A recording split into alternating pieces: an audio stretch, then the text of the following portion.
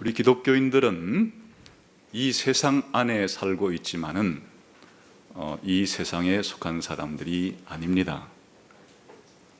세상에 있지만 세상에 속하지 않은 사람들, 이 사람들이 기독교인들입니다. 다니엘이 그랬습니다.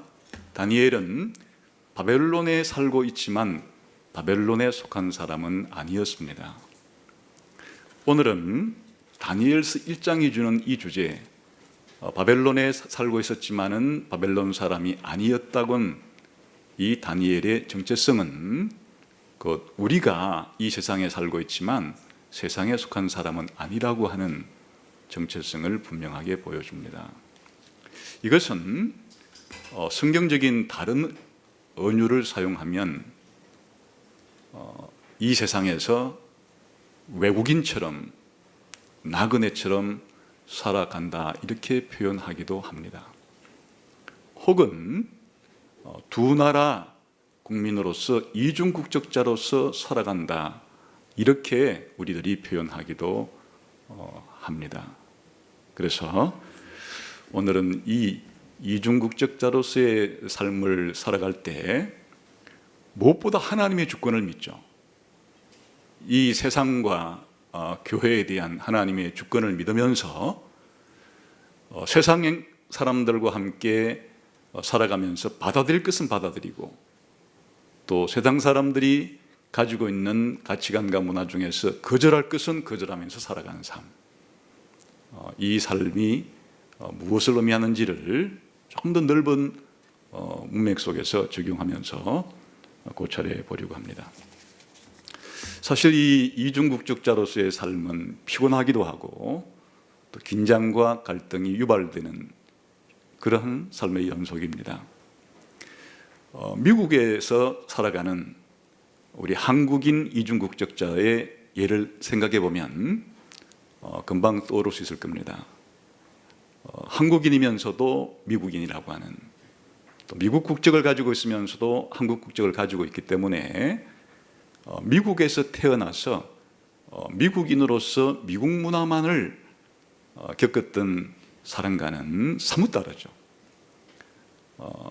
어떨 때는 미국이 요구하는 삶을 쫓아서 살아가야 하고 어떨 때는 한국인으로서의 정체성을 쫓아서 살아가야 되기도 하고 어떨 때는 이 두 가지가 충돌을 일으키기 때문에 어느 것을 선택해야 될지 선택의 순간이 오기도 하고 그렇기 때문에 늘 살아간다는 것 자체가 긴장, 때로는 갈등이 유발되는 그런 팽팽한 줄이 활시에 탱탱하게 맺힌 것처럼 그런 삶이 될 수밖에 없어요. 그러니까 예수 안 믿는 사람들은 그냥 세상 유행에 쫓아서 세상 시류에 따라서 살면 어찌 보면 편하기도 해요.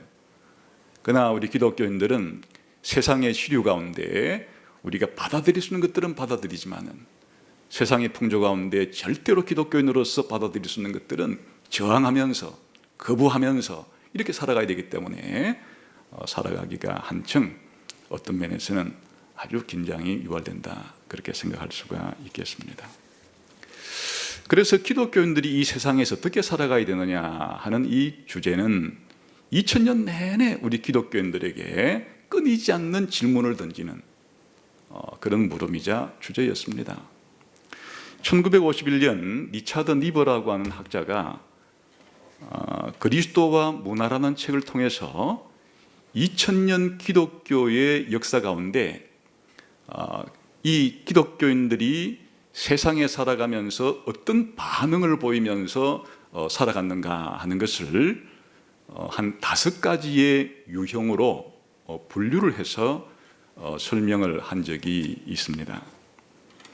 5가지 유형은 문화에 대립하는 그리스도, 첫 번째가, 두 번째는 문화에 속한 그리스도, 세 번째가 문화 위에 있는 그리스도, 네 번째가 문화와 역설 관계에 있는 그리스도, 다섯 번째가 문화를 변혁하는 그리스도, 이렇게 분류를 했는데 그리스도란 말 대신에 기독교라는 말을 집어넣고 교회라는 말을 집어넣고 기독교인이라는 말을 집어넣으면 의미가 통하겠죠.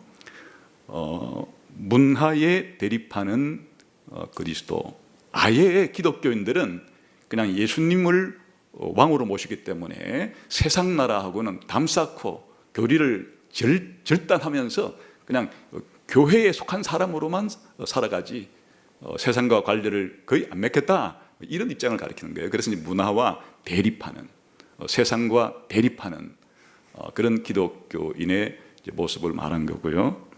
이런 유형이 있었죠. 그게 이제 교회사에 많이 있었는데, 대표적으로 말하면 종교개혁 당시에 16세기에 제세례파 같은 이런 사람들은 국가에 공직에 나가지도 않고 세금 납부도 거부하고 군대에 나가는 것도 거부하고 완전히 이런 세상 나라와 담을 쌓고 자기들끼리만 교회 안에서 주님의 통치를 받으면서 살려고 했던 이런 사람들이 교회 안에 있었던 것이에요. 이런 입장을 문화에 대립하는 그리스도라, 이렇게 이름을 붙였습니다.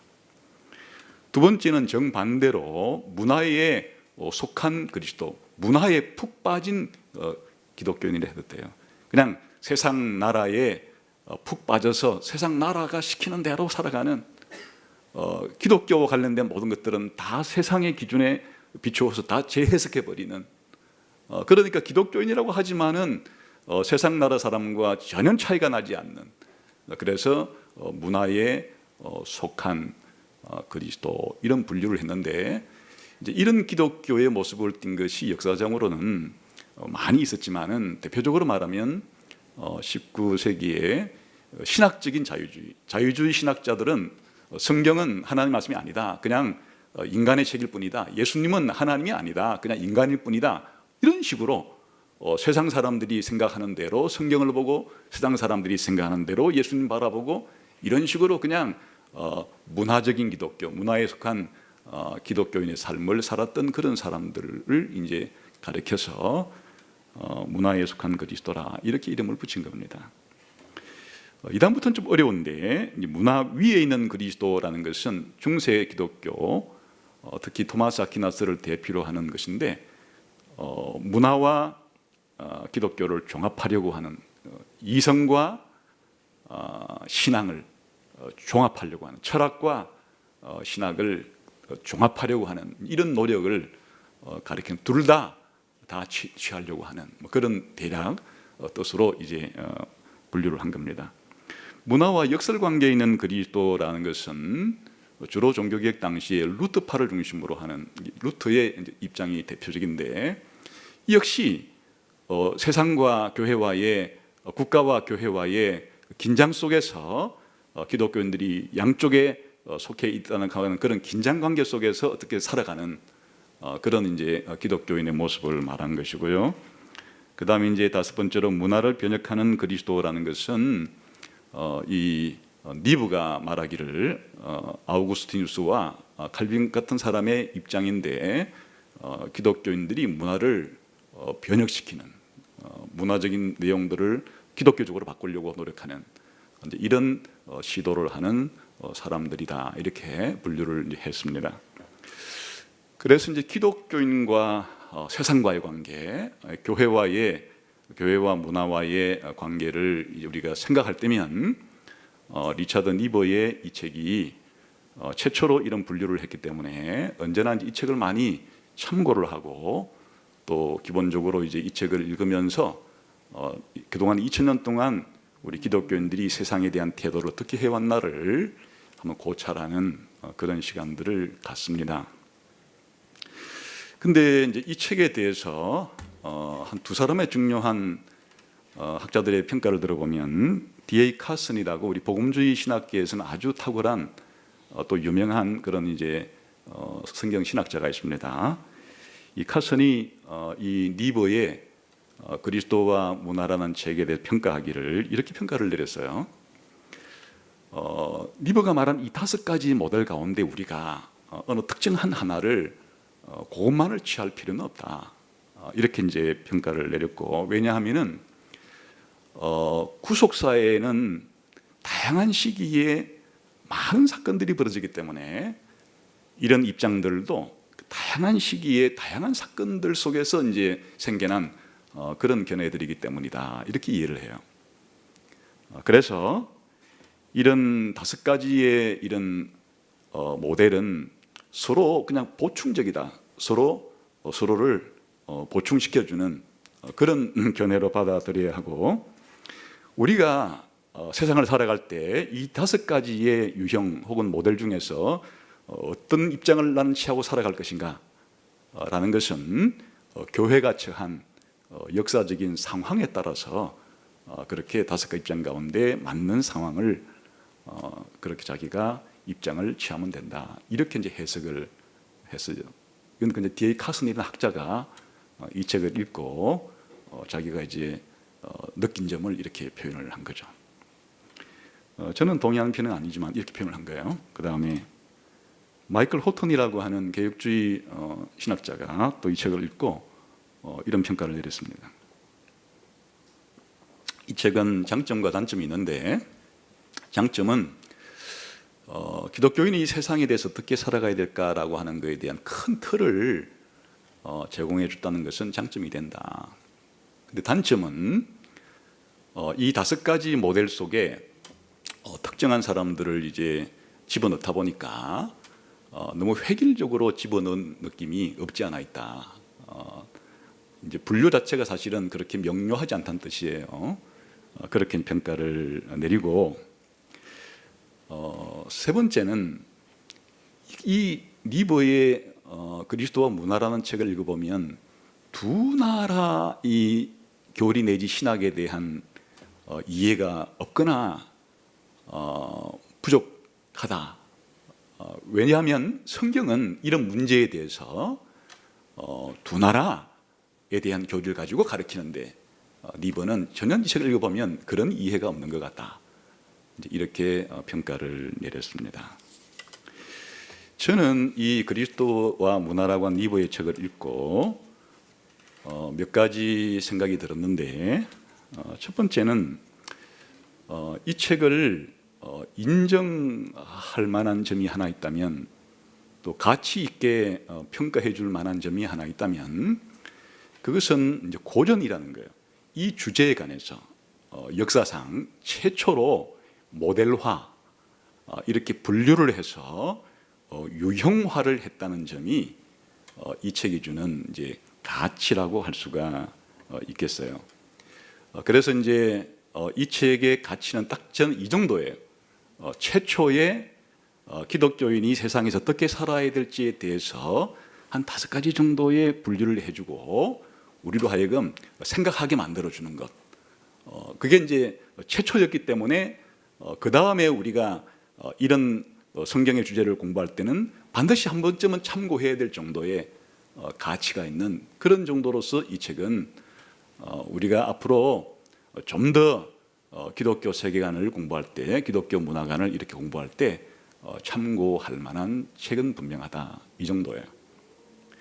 그러나 많은 문제점들을 가지고 있는데, 그 문제점들 중에 첫 번째는 성경적인 근거가 너무나 빈약해요.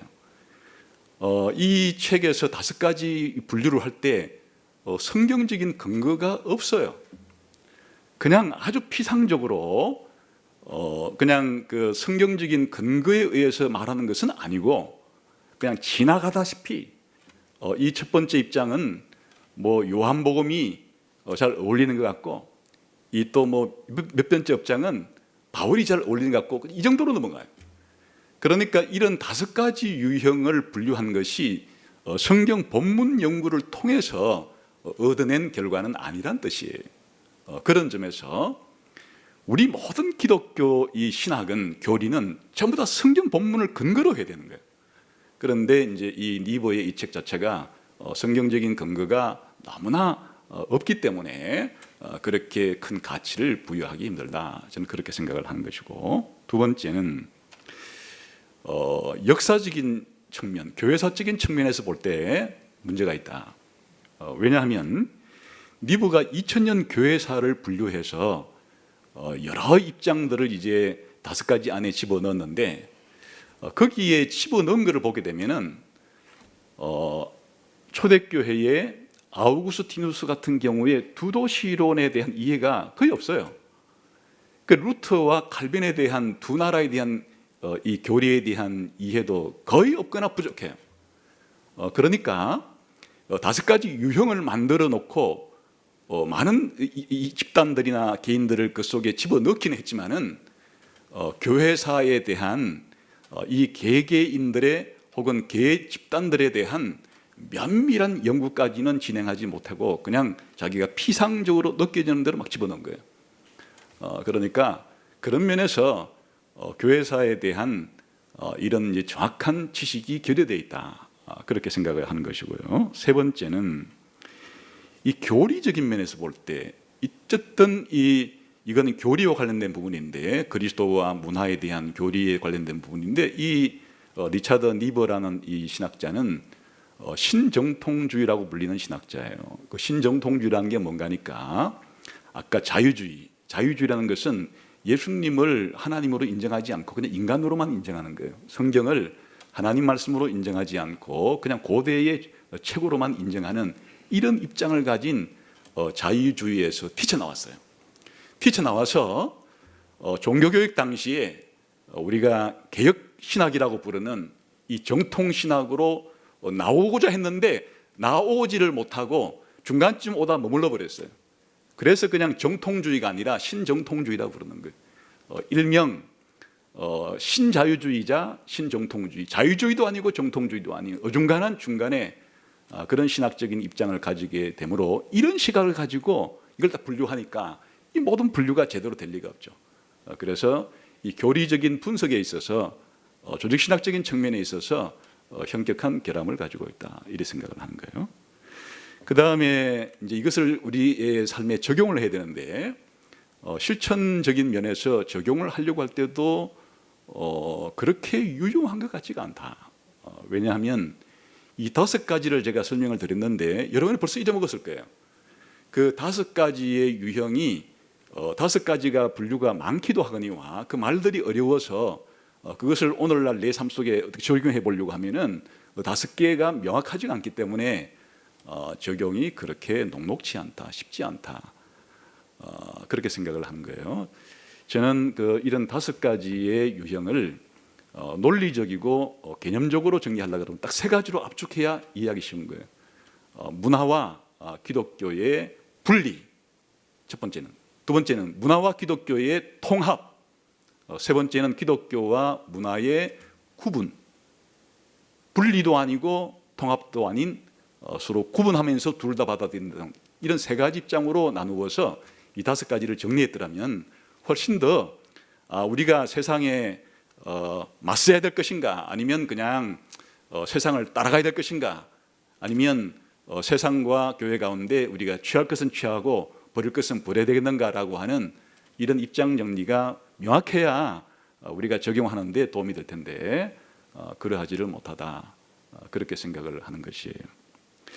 왜 이 이야기를 하는가 하니까 우리가 이 다니엘이 바벨론에서 살면서 살아갔던 이 삶을 이해하는데 교회사에서 그렇게 다양한 이해들이 있어 왔다는 거예요. 다양한 시기에 다양한 집단들에서 다양한 신학자들 속에서 서로 다양한 그런 견해들이 있었다 그런 것이에요. 그래서 오늘은 이제 1장을 총정리하는 느낌으로 1장이 주는 이 메시지, 이 다니엘이 바벨론에 살았지만은 바벨론에 속하지 않은 이 삶, 달리 말하면 두 나라 국민으로서 살아가는 이 삶을 좀 더 거시적이고 넓은 의미에서 이 문제를 한번 총정리하고 가는 게 좋겠다 그런 생각을 한 거예요. 그래서 첫 번째는 이 두 나라 이중 국적자로서 살아간다고 하는 이런 내용이 성경에 어떤 근거를 가지고 있느냐, 어떤 성경 본문이 이런 내용의 근거를 제공해 주느냐라고 하는 성경 본문에 대한 근거를 찾아볼 것이고, 두 번째는 이게 창세기부터 요한계시록까지 성경의 구속사가 흘러가는데 이 구속사 속에서 이 두 나라 국민으로 살아간다는 것은 어떤 의미를 가지는 것인가를 살펴보고, 세 번째는 교회사의 우리 선배들은 이런 문제에 대해서 어떻게 성경을 해석하고 적용해 왔나 하는 측면을 살펴보고, 네 번째는 오늘날 이 문제에 대해서 첨예하게 대립되는 몇 가지 견해들을 살펴본 다음에 마지막으로 다섯 번째 이 두 나라 국민으로서의 삶을 우리가 오늘 적용한다 그러면 어떻게 적용하는 것이 좋겠는가 하는 문제를 가지고 이렇게 전방위적으로 다층적이고 다면적으로 우리가 이 세상에서 어떻게 삶을 살 것인가라는 문제를 한번 종합적으로 정리를 해보는 것이 좋겠다 해서 오늘은 그렇게 살펴보려고 합니다. 우선 첫 번째로 기독교인들이 마치 이중국적자 같은 삶을 살아야 된다고 하는 본문이 어딨냐? 다니엘서 자체가 그걸 가르쳐 주는 거예요. 그리고 다니엘서 1장 자체가 다니엘서 전체의 요약으로서 이렇게 원래 다니엘은 하나님 나라 국민이고 하나님 나라 백성인데 바벨론 포로로 옮겨온 다음부터는 이제 바벨론 국민으로서도 바벨론의 신하로서도 또 살아가야 되는 이런 이제 본문이 바로 이런 넓게는 다니엘서, 좁게는 다니엘 1장이 보여주고 있죠.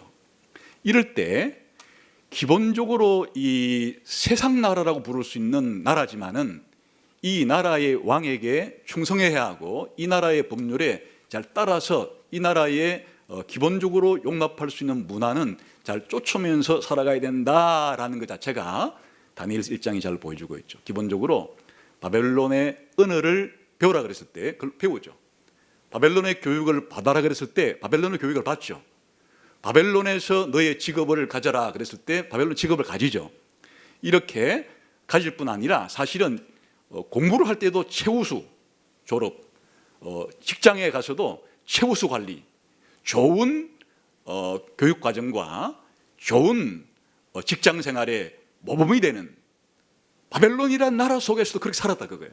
그렇게 살았던 삶을 아주 잘 보여주죠. 근데 이게 다니엘이 왜 그랬을까? 그냥 이제 내가 원수의 나라 아니에요? 자기 나라를 핍박해가지고 자기 나라를 쳐들어와서 그렇게 자기를 끌고 온 거니까 사실 원수의 나라인데 이 원수의 나라라고도 부를 수 있는 이 나라에서 왜 이렇게 느부갓네살에게 충성을 바치려고 하고 이 바벨론 제국에서도 교육 과정을 잘 이수하고 바벨론의 관리를 등용해도 열심히 좋은 관리로서 살아가려고 했던 것인가? 하나님께서 하라기 때문에. 이유는 그게 예레미야서 29장에 보면 바벨론 포로로 끌려가는 사람들이 바벨론에서 어떻게 살아야 할지에 대해서 하나님께서 예레미야 선지자를 통해서 편지를 써서 바벨론에 있는 사람들에게 갖다 주라 한 내용이 있는데 그냥 핵심 부분만을 간단하게 그냥 제가 읽어드리면 예레미야서 29장 5절 6절 이렇게 되어 있습니다. 너희는 집을 짓고 거기에 살며 텃밭을 만들고 그 열매를 먹으라. 아내를 맞이하여 자녀를 낳으며 너희 아들이 아내를 맞이하여 너희 딸이 남편을 맞아 그들이 자녀를 낳게 하며 너희가 거기에서 번성하고 줄어들지 아니하게 하라. 너희가 바벨론에 가서 적국이니까 아예 도망치면서 도망자로 살든지 그냥 아예 그냥 장렬하게 독립운동을 하다가 죽든지 이렇게 하라 그런 게 아니고 바벨론 왕에게 너희가 끌려가게 한 것 자체가 내가 한 것이기 때문에 바벨론의 왕으로 느부갓네살을 삼은 것도 나기 때문에 너희는 바벨론으로 가서 70년 뒤에 돌아오긴 하겠지만은 그때까지 뭐 하라고요?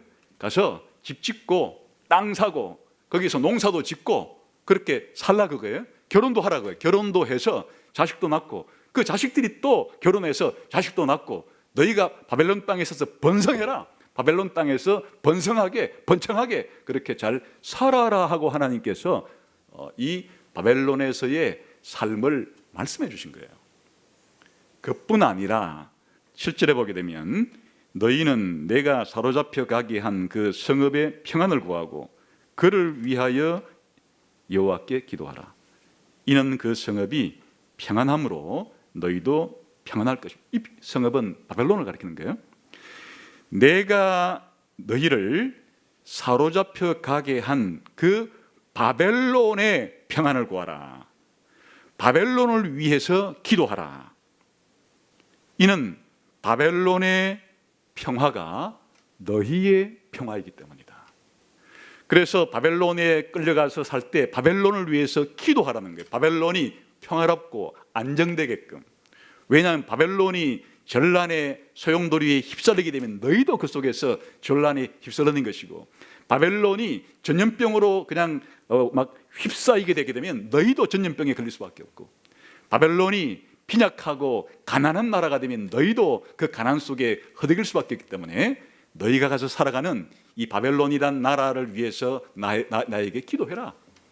바벨론이 잘 되기를 위해서 기도하고, 바벨론이 평화롭기를 위해 기도하고, 그것이 너희가 바벨론에 사는 동안에 너희의 평안이기도 하기 때문이다. 이게 지침을 준 거예요. 그래서 만약에 이 지침이 없었다면, 아무런 지침이 없었다 그러면 욱하는 마음에 그냥 장렬하게 바벨론 군사 한 명이라도 그냥 죽이고 자기가 죽든지, 아니면 요리조리 도망을 쳐가지고 바벨론의 어디 깊숙한 곳에 들어가서 사람들이 못 찾도록 그렇게 살든지, 그런 길을 택했을 바거나, 아니면 이왕 끌려왔으니까 이제 하나님은 버려버리고 그 옛날 내 동족 생각도 하지 말고 그냥 이제 완전히 바벨론 시민이 돼가지고 그렇게 살자, 이렇게 하거나, 자신이 그 좋은 대로 이렇게 행동을 했을 텐데 그게 아니라 하나님께서 바벨론에서 살아가는 하나님 나라의 백성들에게 이렇게 바벨론에 살아가 있는 동안에는 거기서 결혼도 하고 집도 사고 팔고 농사도 짓고, 거기다가 바벨론이 잘 되길 위해서 그렇게 기도하며 살아라, 이렇게 했기 때문에 이 다니엘과 세 친구와 그리고 앞으로 바벨론에 또 끌려올 사람들이 이런 삶을 살 수가 있었고, 급기야 바벨론에서 번창해서 바벨론에 있는 박사들보다도 더 뛰어난, 그리고 바벨론의 다른 관리보다도 더 충성스러운 그런 삶을 살 수 있었게 된 거예요. 이게 신약 성경에서도 로마서 13장에 모든 권세는 하나님이 준 거기 때문에 너희가 국세를 바치거나 세금을 바치거나 마땅히 순종해야 될 법을 지킬 것을 그렇게 해야 된다, 이렇게 말하는 거예요.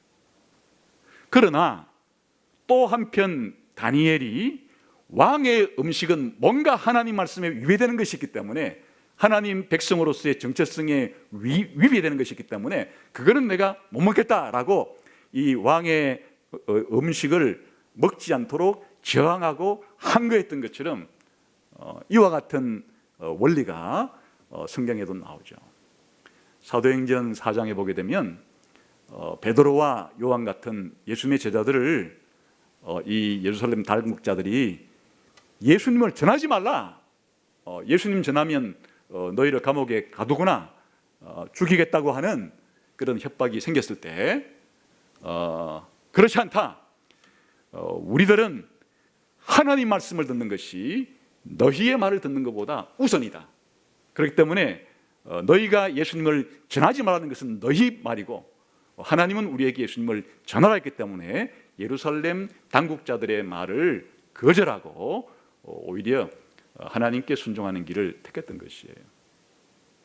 이처럼 이 세상에 살면서 세상이 우리들에게 신앙생활을 위협하거나 신앙생활을 하지 못하도록, 하나님을 믿지 못하도록, 예배를 드리지 못하도록 하지 않는 한에 있어서 이 세상 나라가 만든 법률과 이 세상 나라에서 우리가 해야 될 그런 국민으로서 세금을 내고 여러 가지 의무를 다하고, 그리고 사실은 이 세상 나라에서의 삶도 평안할 수 있도록 우리가 살아가는 나라를 위해서 기도하고 이 나라 속에서 번성하기를 구하지만은, 그러나 언젠가 이 나라가, 이 정부가 하나님의 백성들을 위협하고 하나님을 믿지 못하게 만드는 하나님 나라에 적대적으로 나올 때는, 그때는 당연히 하나님을 최우선적으로 순종하고 하나님 나라 백성으로서의 정체성을 지키는 이 성경적인 근거가 있는 것이죠. 시간이 없어서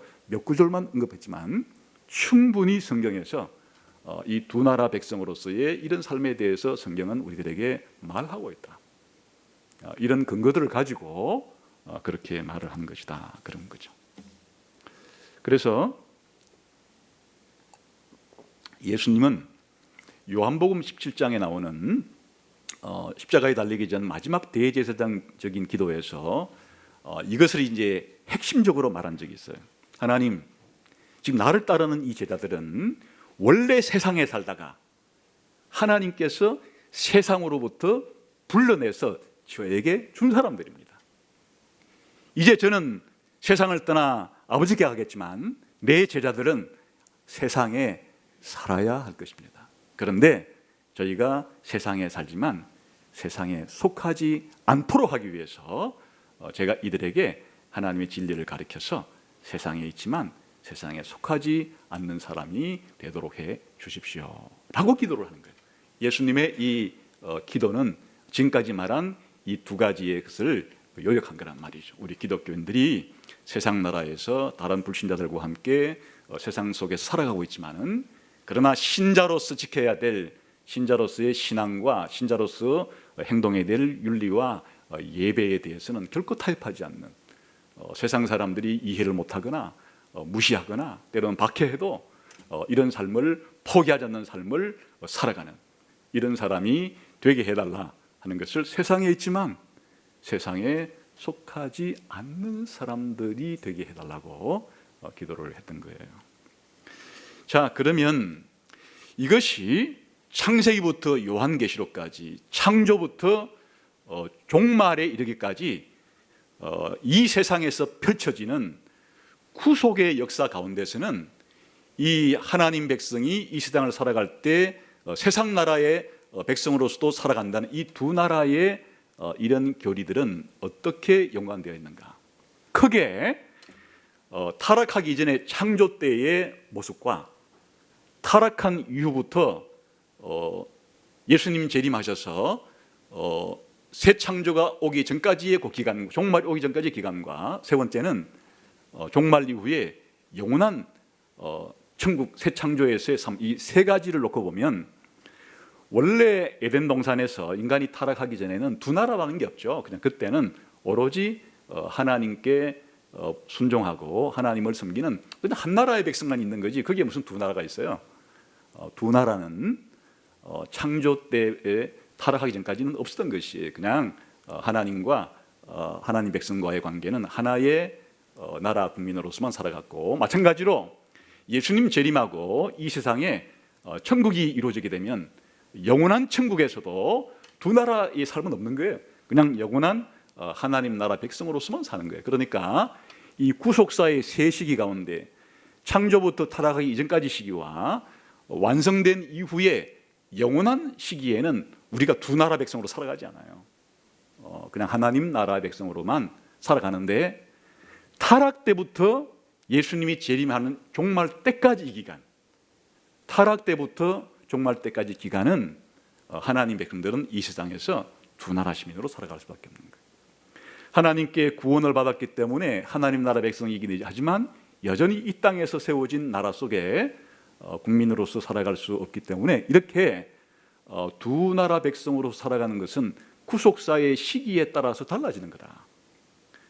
이 창조와 영원한 새 창조 때는 한 나라의 백성으로만 살아가는 거지만 타락부터 종말까지, 우리들은 지금 타락부터 종말까지의 시간 안에 있기 때문에 그래서 두 나라 백성으로 살아가는 것이고, 다니엘도 타락부터 종말까지의 시간대 속에 있기 때문에 두 나라 백성으로 살아가는 것이, 약간의 이 기간 중에서 예외적인 한 기간이 있었는데, 그것은 이제 이스라엘 백성이 가나안 땅에 들어가서 가나안 땅에서 쫓겨나기 전까지 한 1000년 동안, 그 기간 동안에는 요 기간이 뭘 의미하는 것인가니까 영원한 천국이 이루어졌을 새하늘과 새 땅을 모형으로 예표하는 기간이기 때문에 그 가나안 땅에서 하나님의 한 나라 백성으로서의 삶을 주로 살면서 주변 나라와 관계하는 예외적인 시기는 바로 모형적인 시기예요.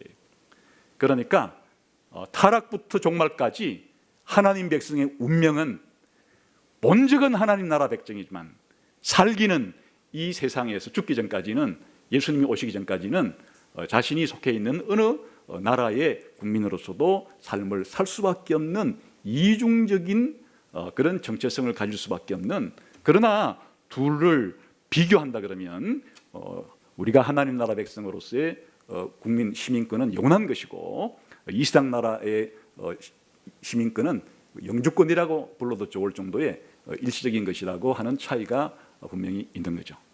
그래서 구속사적인 큰 맥락 속에서 그렇게 이해를 해야 된다 하는 것이에요. 세 번째, 역사적으로 교회사에서 우리의 믿음의 선배들은 그럼 이 문제를 어떻게 이해하고 또 적용해 왔는가? 가장 대표적인 세 사람, 우리에게 있어서 초대교회의 아우구스티누스라고 하는 신학자, 목회자, 그리고 16세기 종교개혁 때 루터와 켈빈이라고 하는 이 두 신학자, 그리고 전체적으로 세 명의 신학자가 우리들에게 가장 이제 모델이 되는, 모범이 되는 신학자이기 때문에 이 세 사람이 성경을 읽고 해석하고 적용하면서 이 문제를 어떻게 이해했는가를 간단하게 살펴보려고 해요.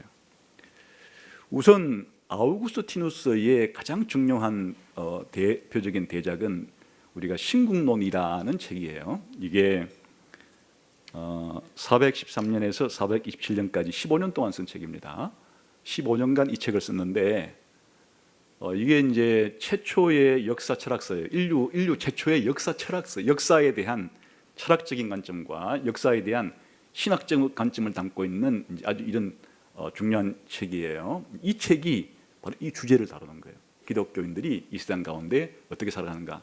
사실은 이제 신국론이라 번역했지만 그냥 직역하면 하나님의 도시예요. 하나님의 도시, 신의 도시. 그런데 이 다루는 내용은 두 도시 이야기예요. 그냥 하나님의 나라, 신국, 그리고 이 하나님의 도시는 더 중요한 것을 가리킨 것이고 실제로 다루는 내용은 두 도시 이야기예요. 다시 말하면 성경에 나오는 하나님의 도시, 예루살렘으로 대표되는, 그리고 인간의 도시, 특히 바벨론으로 대표되는, 그러니까 이 세상에는 두 개의 도시가 있는데 하나님의 도시가 있고 인간의 도시가 있고, 성경적인 비유를 들자 그러면 아까 말한 것처럼 하나님의 도시가 예루살렘, 그리고 인간의 도시가 바벨론이 대표하는 그런 하나님의 도시와 인간의 두 도시 이야기가 바로 신국론의 이야기예요. 그런데 이 두 도시는 무엇을 가리키는가 하면 두 종류의 인간을 가리키는 거예요. 다시 말하면 신자와 불신자로 구성된 인류의 두 구분을 하나님의 도시와 사람의 도시라고 표현한 거예요. 그러니까 하나님의 도시에 속한 사람들이 신자이고 인간의 도시에 속한 사람들이 불신자예요. 그러니까 두 도시 이야기는 두 종류의 사람들에 대한 이야기란 뜻이에요. 신자와 불신자의 이야기란 뜻이에요. 그래서 한 개개인은 이 두 도시 가운데 한 도시 사람일 수밖에 없어요. 본질적으로 자기가 하나님의 도시 사람이든지 인간의 도시 사람이든지 그냥 둘 중에 하나지 둘 다일 수는 없는 것이에요. 한 도시의 사람이기만 하다 하는 것이고, 그리고 이 두 도시는 교회와 국가와 일치하는 것이 아니에요. 하나님의 도시는 교회고 인간의 도시는 국가다, 이렇게 일치하지 않아요. 그냥 이제 어렴풋이 관계는 있지만은, 그러니까 아우구스티누스가 말한 두 도시는 교회와 국가 얘기가 아니라 신자와 불신자에 대한 이야기다라는 것을 이제 먼저 이해하고 있으면, 신자와 불신자들이 어떤 공통점이 있고 어떤 차이점이 있는가를 이제 역사적으로 그렇게 밝혀가는 책인데요. 기본적으로 이 두 도시의 차이, 신자와 불신자의 차이가 있어요. 그것은 이 두 도시의 궁극적인 운명이 달라요. 다시 말하면 이 신자와 불신자가 최종적으로 가는 목적지가 달라요. 이 신자의 최종적인 목적지는 새하늘과 새 땅 천국이에요. 그러나 불신자의 최종적인 목적지는 불못 지옥이에요. 그러니까 이 하나님의 도시는 뭘 말하는가 하면 나중에 영원히 천국에 들어가서 살 사람들을 하나님의 도시로 표현한 거예요. 그리고 인간의 도시는 영원히 지옥에서 들어갈 사람들을 인간의 도시로 표현한 것이에요. 이것이 궁극적으로 운명이 다른 거예요. 두 번째 다른 차이점이 뭔가니까 이들이 기본적으로 사랑하는 대상이 달라요. 하나님의 도시에 해당되는 신자들은 하나님의 사랑이 최우선적이에요. 그러나 인간의 도시에 속한 인간들의 이 죄인들의 불신자의 최우선적인 순위는 자기 사랑이에요.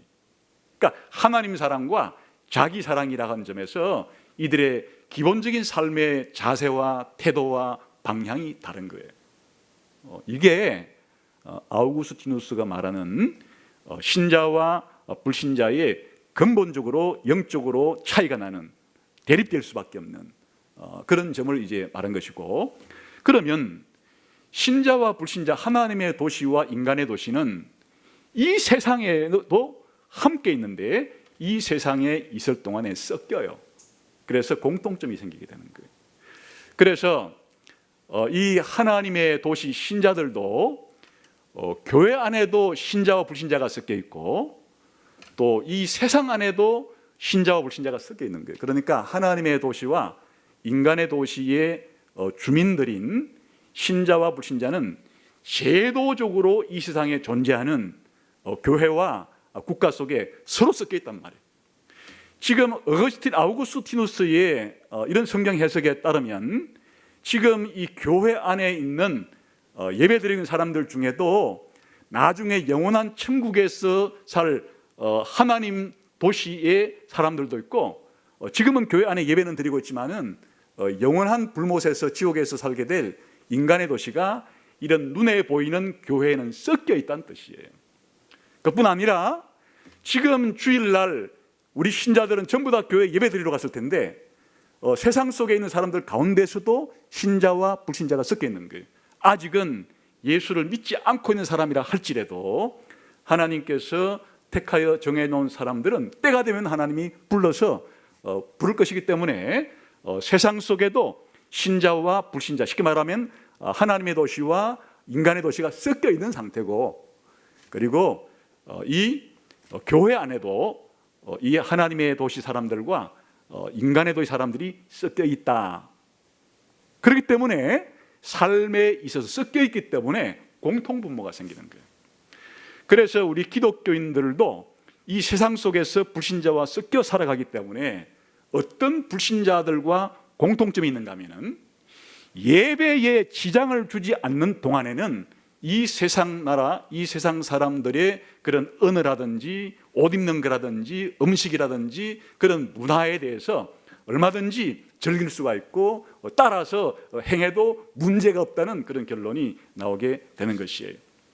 그러니까 오히려 아까 하나님께서 예레미야에게 말씀해 준 것처럼 우리가 신자들이 불신자와 섞여 사는 동안에 이 국가라고 하는, 이 세상이라고 하는 나라가 평안해지기를 위해서 기도할 필요도 있는 것이에요. 그 평안이 우리의 평안이기 때문에.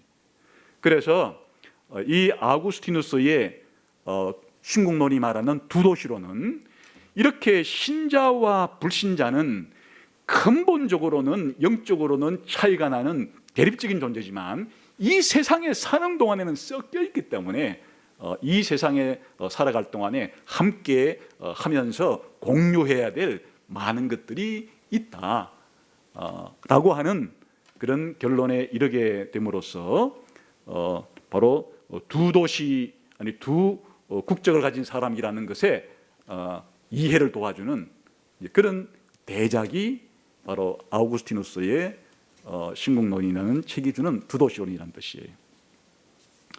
그 다음에 시간이 좀 흘러서 루터는 이 아우구스티누스의 두 도시론과는 조금 차원이 다른 두 정부론 혹은 두 나라론을 성경에서 찾아내고 적용했는데, 그것은 무엇인가니까 기본적으로 이제 아우구스티누스가 말한 이 인류는 신자와 불신자의 둘로 구분된다는 것은 성경이 말한 것이 받아들여요. 그런데 여기에서 무엇을 하나 더 새로운 차원을 추가하는가 하니까 하나님이 세상을 통치할 때 이중 통치를 하신다. 다시 말하면 국가도 하나님이 통치하시고 교회도 하나님이 통치하신다. 그래서 국가와 교회라고 하는 이 두 개의 기관은 하나님이 세상을 통치하는 두 개의 통치 수단이다 라고 하는 것도 당연히 맞는 얘기죠. 그 각도에서 두 통치론, 두 나라론을 말한 거예요. 이때 루터에 따르면 기독교인 개인은 이 두 개의 영역에 다 회원권이 될 수 있는 거예요. 국가의 회원이 될 수도 있고 교회의 회원이 될 수도 있고. 왜냐하면 국가와 교회가 다 하나님의 통치 아래에 있고 기독교인 개인은 두 개의 별개의 구분되는 기관에 다 속해 있을 수 있기 때문에 이 두 개의 회원권이 가능하다. 이게 이제 아우구스티누스와 다른 점이에요. 아우구스티누스는 뭐라고 그랬어요? 한 개인은 본질적으로 두 도시의 시민 중에 하나의 도시 시민일 수밖에 없다. 그렇게 이제 아까 신자와 불신자의 본질을 두고 그렇게 말했는데 루터는 현실적인 차원에서 하나님이 통치하는 두 기관에 다 회원이 될 수 있기 때문에 그러니까 이제 그 의미가 다른 거예요. 루터가 말하는 이중국적이라는 것은 교회의 국적을 두고 있기도 하고 세상 나라의 국적을 두고 있기도 하고 이런 의미란 뜻이고, 그러나 한 개인의 영원한 본질은 아우구스티누스처럼 진짜 천국에 갈 사람이든지 지옥 갈 사람이든지 그 하나라는 것은 또 똑같은 이야기가 되는 거예요. 그래서 이렇게 이제 약간 각도를 달리해서 두 통치 혹은 두 나라라고 해서 교회와 국가의 문제를 다룬 것이 루터의 두 통치론 혹은 두 나라론이 되는 거예요. 칼빈은 아우구스티누스의 두 도시론도 받아들이고 루터의 이 두 나라론도 다 성경적이기 때문에 두 가지를 다 받아들인 상태에서 더 발전을 시키는 것인데, 이 칼빈의 두 나라론은 두 정부라고 부르기도 하고 혹은 두 나라라고 부르기도 하는데, 이름을 영적 나라와 시민적 나라, 영적 통치와 시민적 통치로 둘로 구분하는 거예요. 직접 칼빈이 기독교 강요에서 쓴 말을 한번 불러드릴 테니까 잘 들어봐요. 사람에게 이중적 통치가 있다는 것을 고려해야 된다. 하나는 영적 통치인데 이것으로 양심이 경건과 하나님을 예배하는 일을 배운다. 또 다른 하나는 시민적 통치인데 이것으로 인간으로서와 시민으로서 해야 되는 여러 의무를 배운다. 그러니까 칼빈도 루터를 이어받아서 하나님의 두 통치가 있는데 하나는 영적 통치고 하나는 시민적 통치. 영적 통치는 구원과 예배에 관계된 것이고 시민적 통치는 시민적인 나라의 의무에 해당이 되는 것이 이렇게 구분을 했단 말이죠. 그런데 이것들은 보통 영적 관할권과 세속적 관할권으로 불리는데 이는 부적절한 이름이 아니다. 그러니까 영적 통치는 영적 관할권에 속하고 시민적 통치는 세속적인 관할권을 가지고 있다. 그러니까 관할권이 다르다는 거예요. 영적 정부가 관할하는 것과 시민적 정부가 관할하는 관할 구역이 서로 다르다, 이렇게 표현한 거예요. 그리고 영적 통치는 영혼의 삶과 관계가 있는 반면 시민적 통치는 현세의 문제들, 즉 음식과 의복뿐 아니라 거룩하고 고결하고 절제 있게 자기 동료들과 살아가는 데 필요한 법률을 제정하는 것과 관계가 있다. 영적 통치는 우리 영혼이 구원받고 하나님께 예배하고 이런 문제와 관련이 있는 반면에 시민적 통치는 현재 살아가면서 먹고 마시고 집 짓고 쓰고 법률에 따라서 살아가고 하는 것과 관련되어 있다. 영적 통치는 영혼 안에 좌소를 가지고 있고 시민적 통치는 다만 외부 행동을 규제한다. 마지막에 우리는 영적 통치를 영적인 나라로, 시민적 통치를 시민적 나라로 부를 수가 있다. 그래서 두 통치론이라 부르기도 하고 두 나라론이라도 이렇게 부르기도 하는 것이에요. 그러니까 어쨌든 이 영적 통치와 시민적 통치, 영적 나라와 시민적 나라가 구분되어 있다. 이것이 성경이 가르치는 내용이다. 이렇게 해석을 한 거란 말이죠. 그러면 칼빈이 말하는 영적 나라와 시민적 나라는 어떤 차이가 있는가? 크게 세 가지가 차이가 있는데, 첫 번째는 영적 나라는 구원 문제와 관련한 반면에 시민적 나라는 구원과는 관계없는 이 일상적인 문제와 관련을 맺는 것이 차이가 나는 거예요. 두 번째, 영적 나라는 하늘과 천상과 관련되어 있고 시민적 나라는 지상에 있는 일들과 관련되어 있어요. 다르게 표현하면 그렇게 된다는 거죠. 세 번째는 영적 나라가 제도적으로 나타난 것이 교회고 시민적 나라가 제도적으로 드러난 것이 국가예요. 그러니까 칼빈이 말하는 영적 나라와 시민적 나라의 다른 이름은 교회와 국가에 되는 것이에요. 그래서 칼빈의 이런 입장에 의해도 이제 마찬가지로 기독교 한 개인은 영적 나라의 국민이기도 하고 시민적 나라의 국민이기도 하고, 그러니까 한 기독교인 개인은 교회 회원이기도 하고 국가의 회원이기도 하고 두 가지의 회원으로서 양쪽 기관에 다 의무를 행해야 되는 그런 것을 가지고 있는데 어느 쪽이 더 우선순위가 있냐? 당연히 영적 나라는 구원에 관련된 하늘에 속한 것이지만은 이 시민적 나라는 비구원적인 현세에 속한 땅에 속한 먹고 마시는 문제에 속한 것에 해당이 되기 때문에 우선순위를 따지자 그러면 당연히 영적 나라가 시민적 나라보다 더 중요하지만 그러나 이 두 가지의 나라를 다 관여해야 되는 것이 기독교인의 삶이다. 이렇게 해석을 한 거예요. 그러니까 이런 그 아우구스티누스의 두 도시론과 이런 루터와 칼빈의 두 정부론 혹은 두 나라론의 관점에서 이런 바벨론에 살아가고 있는 다니엘의 삶을 이렇게 두 통치 아래 두 나라에 살고 있지만 본질적으로는 다니엘이 바로 하나님의 도시 신자로서 바벨론에 살고 있는 인간 도시 불신자와는 근본적으로 다른 존재로서 살아간다, 이렇게 이해할 수가 있겠죠.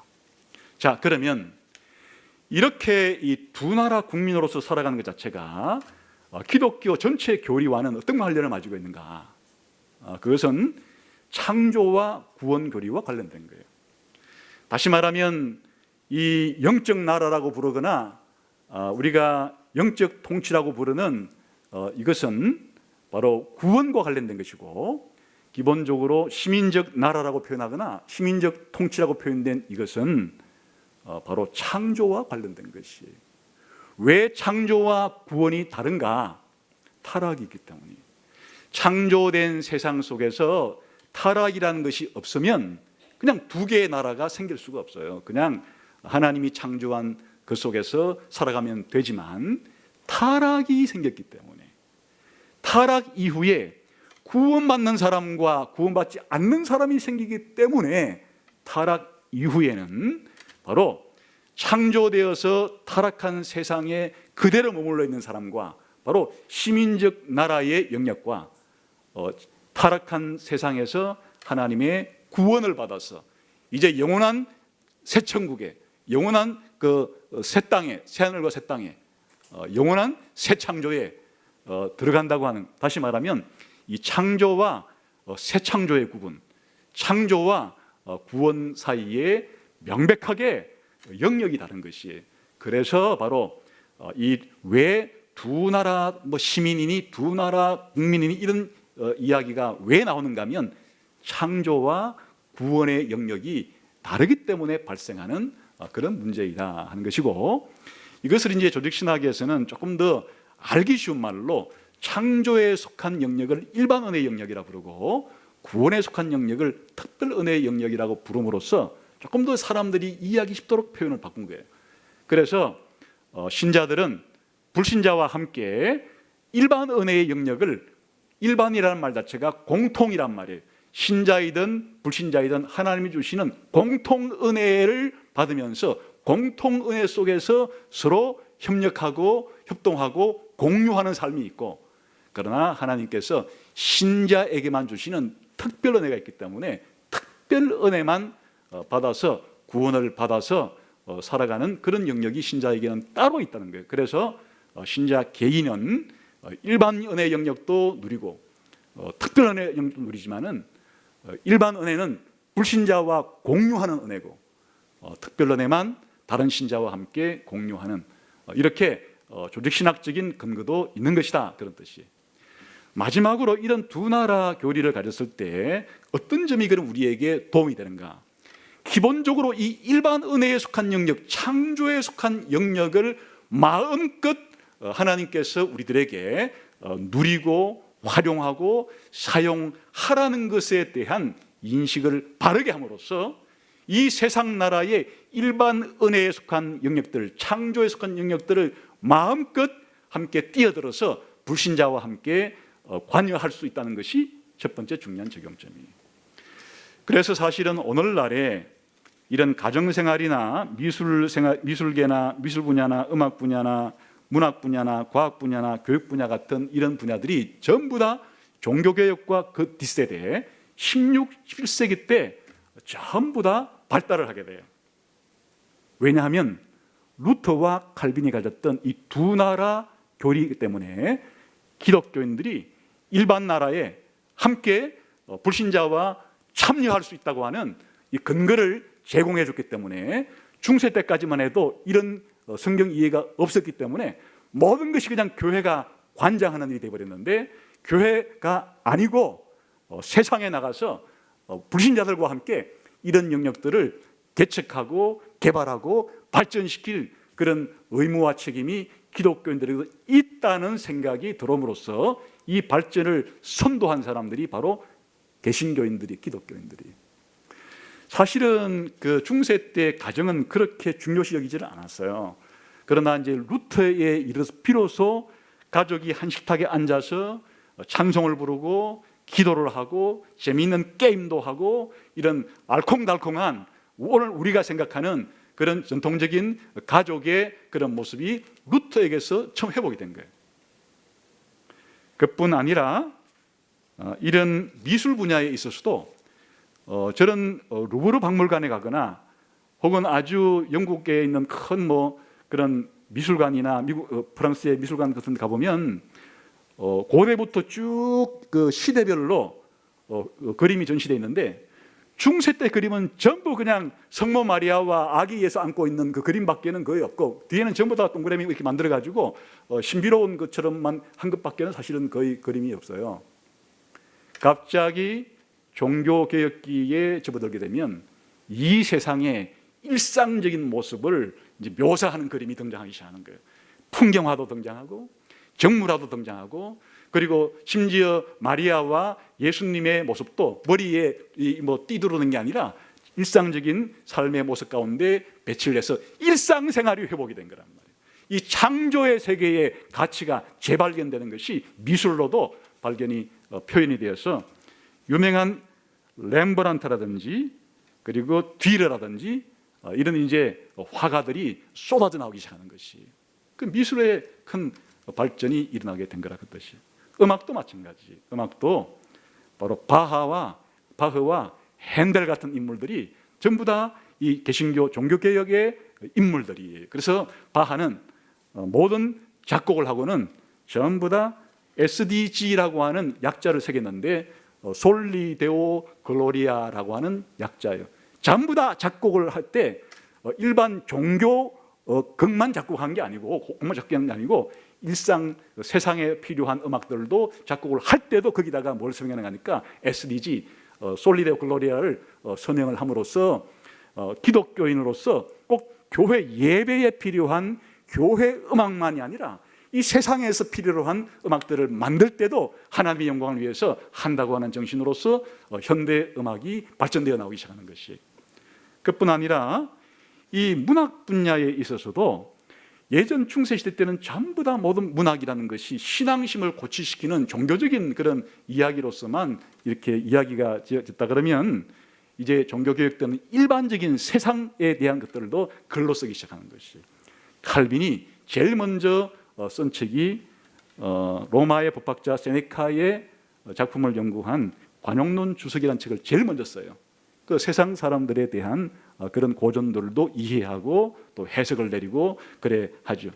칼빈의 수제자였던 베자는 정치적인 글을 많이 썼는데 신학적인 글도 많이 썼지만은 이게 오늘날 현대 민주주의에 많은 도움을 주는 그런 원리들을 쓰기도 하고, 다시 말하면 이 글을 쓸 때 이 신학에 대한 글만이 아니라 세상의 여러 분야에 대한 글들을 기독교인들이 신학자들도 쓰기 시작했다 그 뜻이에요. 그 다음에 이 영문학의 황금기가 바로 16, 17세기 때 영문학의 황금기라고 부를 수 있는 정도로 이제 영문학이 발전을 하게 되는 것도 전부 다 바로 이 두 나라 교리를 가지고 창조의 영역과 일반 언어의 영역을 하나님이 우리에게 감당하도록 준 영역이기 때문에 열심히 해야 된다라고 하는 생각을 가진 개신교인들이 이걸 다 한 것이다. 초창기 때. 과학 분야에 있어서도 최초의 16, 17세기 때 그 과학자들은 전부 다 개신교 신도들이에요.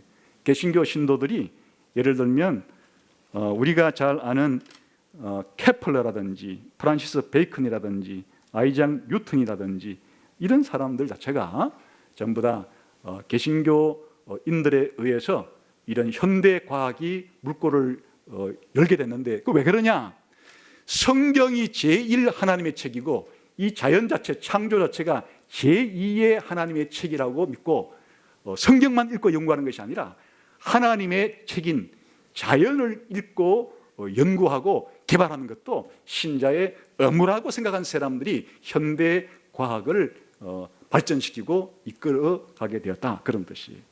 그러나 오늘날에는 중간에 이제 무신론자들이 과학계에 대거 진출을 해서 오늘날에는 유물론적인 무신론적인 과학이 판치게 됐지만은 원래 과학이라는 것 자체의 출발점과 시작은 전부 다 하나님 믿는 개신교인들에 의해서 현대 과학이 다 시작이 된 거다. 그런 이야기. 왜 그러냐? 바로 창조의 영역과 일반 은총의 영역이 기독교인들이 뛰어들어서 개발하고 발전된 분야라고 하는 두 나라 교리에 대한 이해가 있었기 때문에 그런 것이다. 그런 말이죠. 교육 분야도 마찬가지인데 이 교육 분야에 있어서 최초로 오늘날 우리가 말하는 의무교육 루트가 시작한 거예요. 루트가 독일에서 최소한의 오늘날의 초등교육에 해당되는 모든 국민들의 모든 아이들이 초등교육까지는 의무적으로 받아야 된다는 의무교육의 시작을 루트가 연 것이고, 그 다음에 루트의 제자 멜랑히톤이 바로 독일의 중등교육 과정을 다 기초를 놓고 대학의 기초를 놓아서 멜랑히톤은 독일의 스승이라고 불러요. 독일의 교사라고 부르는, 전부 다 바로 이 두 나라 교리를 가졌던 기독교인들이, 개신교인들이 이런 교육 분야도 현대적으로 개척한 것이다. 그리고 근대 교육의 아버지라고 불리는 코메니우스는 바로 폴란드의 종교개혁자, 개신교 신자예요. 교육계에도 뛰어들어서 오늘날 교육의 중요한 기초들을 다 놓았다. 이게 두 나라 교리, 두 나라 신학을 가졌을 때 기독교인들이 세상 나라에서 이 창조의 영역에서 일반론의 영역에서 마치 다니엘이 바벨론의 교육 과정에 뛰어들어서 교육 과정을 좋은 성적으로 졸업을 하고 바벨론의 관리로 뛰어들어서 바벨론의 관리로서 훌륭한 관리가 되는 이 일들이 바로 16세기 종교개혁 때 이 두 나라 신학과 두 나라 교리를 제대로 이해함으로써 그런 발전을 이루게 되었다. 그런 말이에요. 두 번째는 두 나라 교리에 있어서 중요한 적용점은 교회를 교회답게 영광스럽게 이해하는 데 도움을 주는 거예요. 아까 두 나라의 국민이기는 하지만은 교회는 세상 나라와 비교할 때 사실 비교가 불가능할 정도로 영광스러운 것이죠. 왜냐하면 시간적으로 볼 때 세상 나라에 속하는 국가는 혹은 세상 사회에 속하는 가정이랑 학교랑 기업이랑 국가는 다 일시적이에요. 아예 학교와 기업은 더 짧고 가정과 국가는 죽을 때까지 속해 있긴 하지만 그러나 죽는 순간에 모두 끝나는 것이, 그러나 교회는 영원 무궁토록 영원한 천국에서 교회만이 이제 남기 때문에 교회라는 공동체가 다른 세상 시민 나라에 속한 기관과는 비교해 볼 때 월등히 영광스러운 것은 영원하기 때문이다. 두 번째는 세상 나라의 모든 가정과 학교와 직장과 국가는 다 이 세상 살아갈 때 먹고 사는 문제를 해결해 주는 곳에 관련이 있지만은 천국에 들어가는 구원은 아무것도 손가락 하나도 머리털 하나도 도움을 주지 못해요. 그러나 바로 교회가 제공하는 것은 이와 같은 예배를 통해서, 설교를 통해서, 교제를 통해서, 찬양과 기도를 통해서 우리가 시간을 드리고 물질을 드리고 하는 이 모든 일들은 전부 다 천국에 들어가는 것, 천국에서 영원한 백성으로 살아가는 구원 문제와 관련된 것이니까 비교가 불가능할 정도로 더 탁월하고 영광스러운 것이 교회. 교회의 영광스러움을 다시금 일깨워주고 회복해 가는 것이 바로 두 나라 교리의 중요한 적용이다 하는 것이에요. 그래서 오늘 사실 다니엘서 전체의 주제이기도 하고 다니엘서의 서론이 되는 이 1장을 마무리를 해 나가는 마당에서 그동안에 단편적으로 두 나라 국민 이중 국지자 말을 했지만은 단편적으로 했기 때문에 이번 시간에는 전체적으로 이렇게 성경 본문의 근거와 구속사적인 맥락과 그리고 교회사의 선배들의 해석과 그리고 조직신학적인 교리와 관련해 창조와 구원과 관련되어서 그리고 이것이 오늘 우리의 삶에 어떤 결과를 제공해 주는 것인가 하는 것들을 살펴보았습니다. 결론은 예수님 말씀하신 것처럼 신자는 세상에 있지만 세상에 속한 사람들이 아니에요. 다니엘이 바벨론에 살지만은 바벨론에 속한 사람이 아닌 것처럼 바벨론 사람들과 힘을 합쳐 개발해야 될 것은 개발하지만은 때로는 바벨론이 하나님의 나라에 반대할 때는 단호하게 배척하고 하나님 나라 백성으로서의 우선순위를 가지고 살아가는 삶. 이것이 바로 바벨론에 살지만 바벨론에 속하지 않는 삶. 세상에 있지만 세상에 속하지 않는 삶의 비밀이에요. 여러분이 이 비밀을 간직한 채로 다가오는 일주일 동안 남은 생애 동안 두 나라 국민으로서 최선을 다해 잘 살아가게 되시기를 주님의 이름으로 축원합니다. 기도하겠습니다.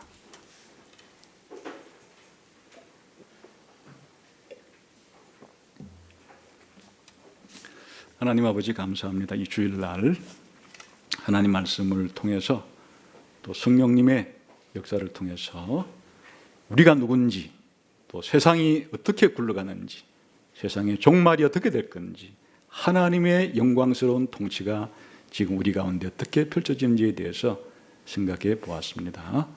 오늘 이 말씀을 들은 모든 성도들이 영원한 하나님 나라 백성으로서의 굳건한 정체성을 가지고 죽기 전까지 주님 오실 때까지 이 세상 나라에 대한 관계도 잘 맺으며 살아갈 수 있는 모든 성도들이 되게 해 주옵소서. 예수님 이름으로 기도하옵나이다. 아멘.